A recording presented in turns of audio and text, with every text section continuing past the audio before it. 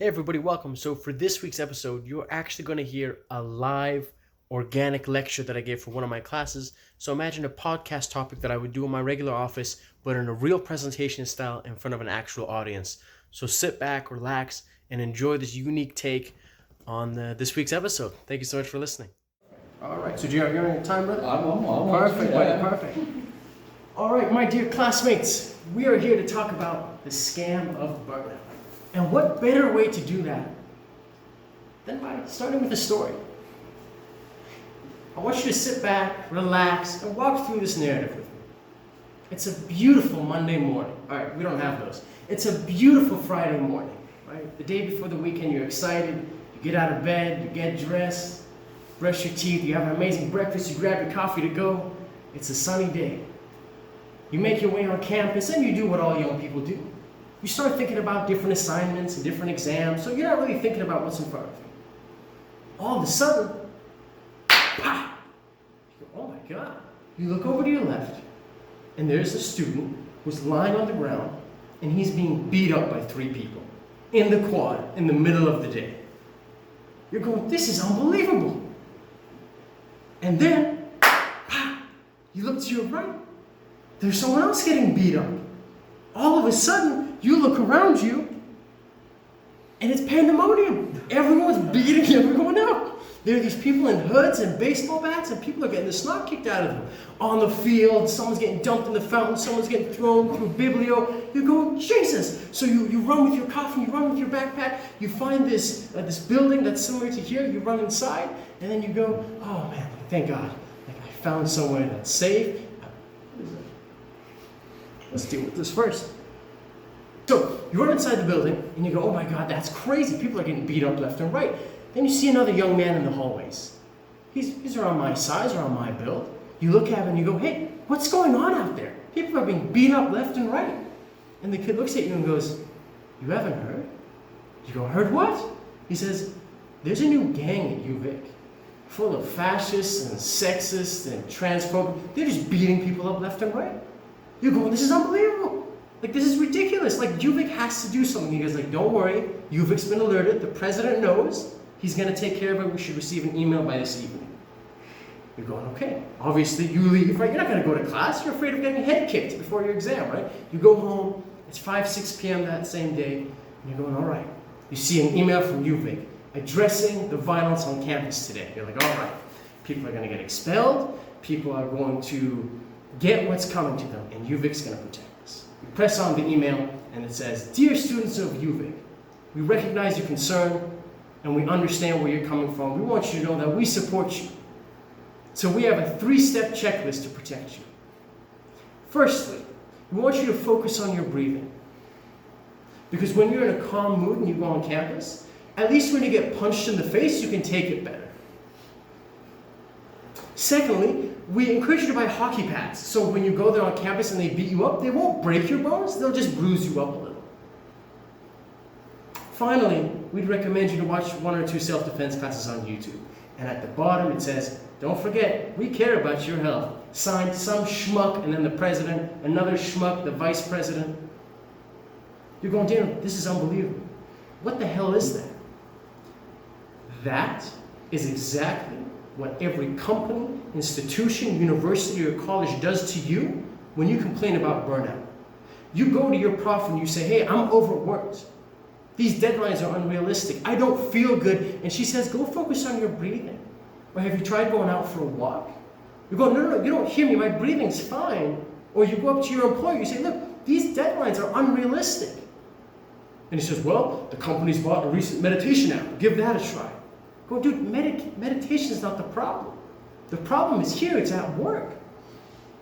So what we've done is in society, we focus on how the individual can adapt to the system as opposed to how the system can adapt to the individual. We've made it okay to put the burden of burnout on the individual. Instead of you emailing you and saying, oh my God, we're going to hire security, we're going to expel all those people who are beating people up on campus, we're going to do all these things, we want you to go buy hockey pads. And everyone can hear the ridiculousness of it, yet right now, I swear to God, when was the last stupid email from our university that said mental health check-in? Make sure you go out for a walk. Make sure you meditate. When the problem is external, why do you think that the solution is going to be internal? The problem isn't at home, the problem is out here. But instead of you saying, hey, maybe we assign too much work. Maybe we have unrealistic deadlines. Maybe 15-page papers are too much for undergraduates. You don't do that. You address burnout by saying, hey, we're not going to change anything that the system's doing. So we'll just help you adapt. And that's why they recommend you to meditate, they recommend you to go for a walk, they recommend you to exercise. We see the same thing with sexual harassment at the workplace. Jared was speaking about that earlier. 40 years ago, you're a secretary, you go up to internal affairs. You say, hey, my supervisor's made some inappropriate advancements to work. What do they say? It is what it is. You don't want the job, get out. Right? There's plenty of other girls who will come in here and do it. Now we're in a place where it's a little bit better, but you'll still have companies who will go, hey, look, we understand, and well, in his defense, you were wearing a short skirt. Or look, we hear you loud and clear, we're going to help you out, we're going to schedule you at different times. If the problem is over there, why is the solution over here? There's a disconnect. If I come to you and I say, my father beats me every day, I don't want your solution to be, well, Daniel, keep your hands up and your chin down. Why do I have to work on my self-defense skills? Why can't we ask, Daniel, why are you getting beat up at home? If the problem is out there, why am I taking the burden? Because I'm not disciplined enough? Because I don't have the work ethic? What do you think that does to people's mental health? So let's talk about burnout. So really quick, we'll just go around the room. We'll start off with Mr. JR. We'll go around in a circle. When I say burnout, what comes to mind? There's no wrong answer here. Go for it, buddy. You've done too much and your brain's just not working. Perfect. Awesome. Thanks. Overloaded school and work. Overloaded school and work, yeah. Yeah, just go, no time to like take a moment for yourself. So you just like go work all the time. Brilliant. Yes. The moment that I'm laying on my living room floor working on an assignment. It's just the inability to function in your daily life. Or like you're overwhelmed to the point where you can't function to a standard level. Well said. I'd agree with all those. Essentially, everyone had the pattern of, look, you're in motion and you're being overworked. Whether you're on the ground, whether your system's in overdrive, you're given too much that you can carry, and you're absolutely right. So if we look at burnout, if we want to understand burnout, it's exactly what you folks just said. It results from this idea of you are overworked. Largely, it's because you've been in the fight or flight mode for too long. What happens is, when we feel nervous, we've got a bunch of different nervous systems, but just to keep it simple for this one, we're going to focus on the sympathetic nervous system, which is on the left side here. When your body is in that fight or flight mode, when you start feeling stressed, your body goes into overdrive and your brain says, hey, we got to ramp it up. We got to use our extra energy to make sure we can deal with any danger possible.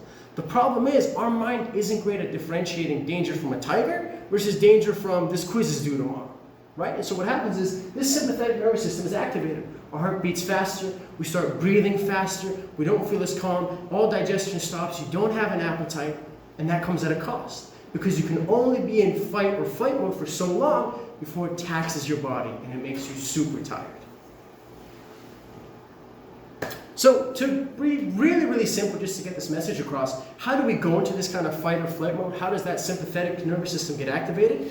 Whenever you hear about amygdala, I hope I'm not in the way, amygdala, think about emotions. Whenever we think about the brain and emotion processing, think amygdala. What the amygdala does when you have a test coming up, when you have a deadline coming up, it says, hey, I'm really nervous, we've got this thing coming up, I don't know if we can deal with it. It directly talks to the hypothalamus. The hypothalamus, to oversimplify, is the control center of the brain. It distributes and it talks to the nervous system.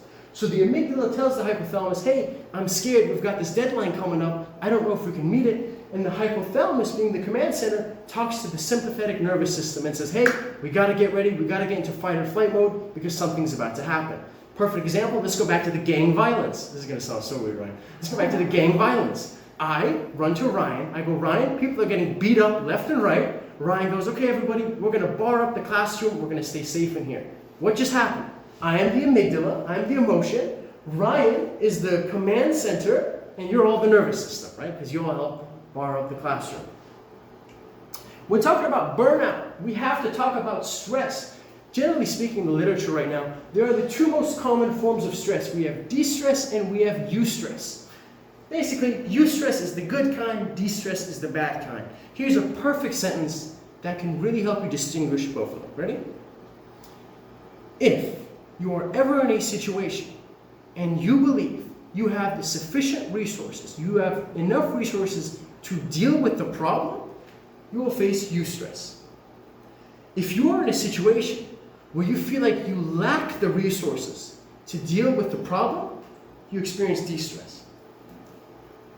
So for this presentation, I feel eustress. I'm still heightened. I'm a little bit into that fight or flight mode. I'm not as calm as I could be sitting there, but I also know what I'm going to do. I have the PowerPoint. I feel comfortable. I trust you. It's a safe space. That's why it's not a de-stress. But if I had no idea what I was going to talk about, and I felt like I didn't have the resources necessary, meaning the PowerPoint, the knowledge, whatever, then that'd be de-stress. And that's the one that really has a negative impact on us. What is the solution to burnout? Now, here's what I'm not going to do, right? I can't do this presentation and talk about, hey, I think it's sickening how people are burned out and the organizations tell you to meditate and go for a walk. So instead of addressing the micro, I'm going to address the macro. Because I'm sick of looking at you, the employees, the students, and saying, hey, if you're burdened by too much, it's just because you're not breathing deeply enough. No. Who's giving you that much work in the first place? Why are you on the floor? I could say, well, go lie on the couch. No, why do you have so much work that you're lying down on the floor and doing your work? Why did I meet a girl who said she's cried more this semester than her entire life? How is this happening? So let's talk about one gentleman who wanted to approach this from a macro level. By show of hands, does anyone know who this is? Perfect. Brandon, who is he? It's Dr. K. Exactly, perfect. Yeah, that's Dr. K. So for people who don't know, Dr. K is a Harvard-graduated psychiatrist. He goes online by Healthy Gamer GG. He's a huge fan of video games, and he helps Twitch streamers, YouTubers. He gives mental health advice. Really cool stuff. I'm a big fan. Now, Dr. K a few years ago made this burnout online course, and he went around to hospitals in the country and he said, look, I've got this online course for you, and I would love it if you could give this to your staff. I think it could really help them, and it's a win-win for everybody. Obviously, on the hospital's behalf, they said, well, how much does it cost? Dr. K says, it's totally free. When the hospitals hear this, they go, that's amazing, what a deal. But he goes, there's one condition. If I give you this online course, you have to make your staff do it during the regular shift. If you're a nurse and you're working a 10-hour shift, the last thing we want is you to go home and now you have to do this online course. Because I'm just adding something else to your plate. When in reality, let's make that 10-hour shift, 8-hour shift, and let's add this course into the work environment. And the moment he pitched that idea, guess what most of the hospitals did? We can't do that, sorry. Because if my nurse is working 8 hours instead of 10, well, she's not making as much money. And if she's not making as much money, that means the hospital isn't making as much money. So the whole idea that Dr. K is trying to combat is go, look, we want to address burnout, but the problem isn't at home. They don't get burned out from fishing, they don't get burned out from walking, they're getting burned out at the hospital. So the solution should be administered at the hospital. And a beautiful way to articulate this, he said, look, some of those CEOs, they don't give a crap about mental health, right? And you can wave your hands up and down and say it matters and you should care. But he said, what you really have to do is you have to tailor your advice to the individual. So if the CEO, wink, wink, cares about mental health, another approach that you can take, which Dr. K said, look, this is actually better for your business. If all you care about is profit, right? Let's say F your employees, you just care about money. Don't you want to maximize your profit? You do, don't you? Don't you think it's better to have your employees work 8-hour shifts at 90% sharpness than 10-hour shifts at 60% sharpness? If you're thinking about productivity, decision-making, critical thinking, right? That's not me being two-faced. It's the exact same story. We want you to do this burnout program, but you switch the narrative so it caters to the individual, so it caters to the CEO. Well, look, even if you don't care about the mental health, you want to profit sales, this is the way to go about it. And the reason why I'm highlighting Dr. K here is he's one of the first examples that when we talk about burnout, the solution is targeting the supervisor. It's targeting the employer. It's targeting the CEO, not just the employees. I don't know if Ryan has showed this cartoon where it says, the people don't know their true power. in the beginning I said, look, when most people get overburdened, overworked, they're on the ground doing their homework, and they're told, well, take a couple of deep breaths, or hire a meditation app, right? In my opinion, something that we haven't talked about at all in society is, why is that our responsibility? If I get burned out from work, why is that not on my employer to check in and go, hey, are these expectations that I've set for you realistic? Like, is this okay? Am I assigning too much work? Is there anything on their end where they go, hey, look, maybe we put too much on your plate? Or do they kind of do what the government does to nonprofits? They go, look, well, this is our company, and if you feel burnt out, we wipe our hands and someone else can take care of you, right? There's plenty of meditation apps out there. There's plenty of social gathering events you can attend to. So they diffuse the responsibility and go, look, you're getting burned out. That's not on us, dude. Go talk to a friend. Go meditate. Go take some deep breaths. What I really want the takeaway from this to be is that one person can't change the system. And I know it sounds cliche, but if you go to your boss, your supervisor, or someone right now, 9 times out of 10, they'll point the finger back at you. But if there was at least a significant number, let's say if there's 100 people working and more than 50 of them, 75 of them go to their employer and go, look, this isn't okay. I want to be compensated if I work overtime. I'm sick of working 7 days a week. That's when you can get some real change. Because what's the alternative? The employer says, screw you. So the employees say, screw you. And they walk away. And then you find into this hard battle of unions and people walking out, and how easily is it replaceable. But the problem is, as long as there's people who are willing to accept the burden of burnout, it's going to be very difficult to get the supervisor to change. Because if my colleague's happy working 10 hours, burning his ass off, why listen to me if I advocate for him working 8 hours? I'll say, hey, look, I think you're overworking people. So, well, then you can just quit. Because so-and-so will do it without complaining. You're just not disciplined enough. You're soft. This generation is snowflakes. Right? And then we wonder why mental health is the way that it is. So look, I could have talked a lot about a bunch of micro things. Oh, make sure you get enough sleep, make sure you eat well, make sure you exercise. But folks know that stuff. It's important to be mindful. It's important to take time off. But what I rarely hear about is pointing the gun back at those people at the top and going, dude, why am I burned out? Right? Why is this happening? And maybe, just maybe, through discussion, we can get somewhere better. And with all that being said, Jared, how much time do we have left, man? 2 minutes. 2 minutes. Let's just hear takeaways, thoughts, questions, anything that came to mind. It's an open space. Go for it. If anything, about the topic, go for it. Just wondering, could you also say a definition of burnout is moving from that eustress to de-stress? The transition between the two? That's a good point. Moving from eustress to de-stress. Oh, I like that. Going off my own opinion, I like how that sounds. I've never thought about that until you've pointed that out there. I like that, man. I like that a lot. I'm not going to confidently stand tall on that one because I haven't looked at literature specifically on that. But yeah, putting 2 and 2 together, definitely. It's a good way to look at it. I would say if it's chronic, right? Mm-hmm. There's episodic distress. Well said. And I'm just thinking out loud. Definitely.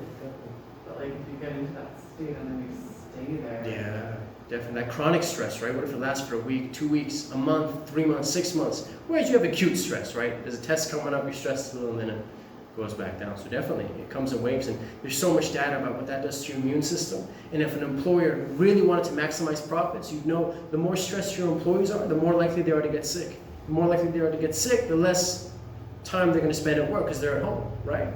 So maybe if we took better care of our employees, they had better immune systems. They got sick less often, which means they were able to come more often.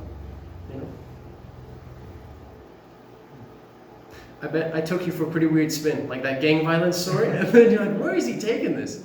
And then, but I really hope that message came across as I think that you are so resilient and you're so disciplined and you have such amazing work ethic, and it breaks my heart to see you sometimes get taken advantage of.